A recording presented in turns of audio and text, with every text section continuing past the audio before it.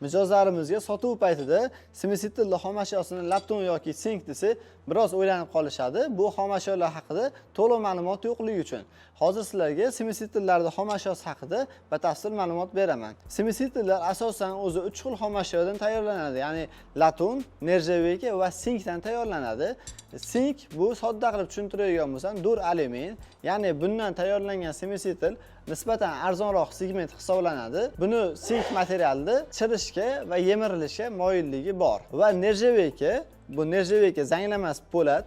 Bundan tayyorlangan semestitlni korpusi chirimaydigan va zanglamaydigan bo'ladi. Narxi esa xom ashyo latundan ko'ra arzonroq bo'lgani uchun semestitl ham o'rta segment hisoblanadi. Premium kачестводagi brendlar, ya'ni Wax, Emerich, Bau va Uzay brendlari asosan laton xom ashyosidan foydalanadi. Shuning uchun ham bu mahsulotlar ishlash muddati ko'proq bo'ladi va narxi ham arzon segmentga nisbatan sifatiga yarasha biroz qimmatroq bo'lishi tabiiy holat.